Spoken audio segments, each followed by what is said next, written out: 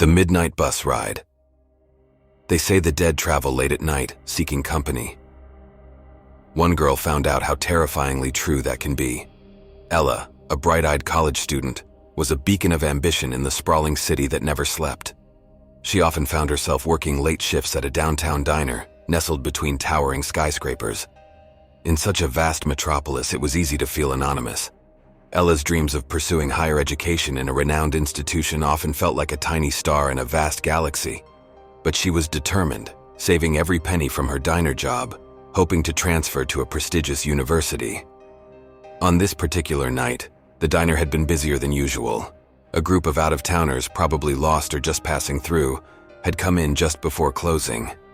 Ella served them with her usual cheerful demeanor, but inside she was anxious. She knew she'd missed the last bus home.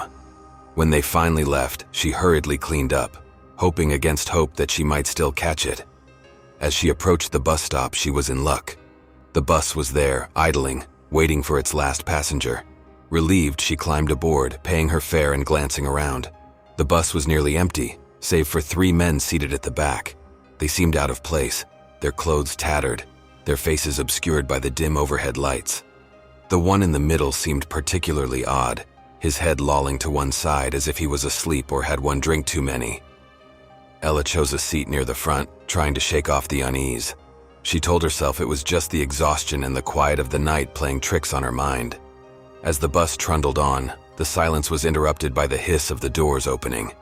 A middle-aged man boarded. He scanned the bus, his gaze lingering on the trio at the back, then on Ella. With a nod to the driver, he took the seat next to her. The journey continued in silence, the only sound being the soft rumble of the bus engine. But then the man leaned over, his voice barely above a whisper.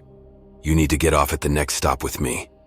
Confused and alarmed, Ella looked at him, about to protest, but something in his eyes told her to trust him. As they disembarked, the cold night air hit Ella and she waited for an explanation. The man introduced himself as Dr. Bennett from the local hospital. "The man in the middle," he began, his voice grave. "I recognized him.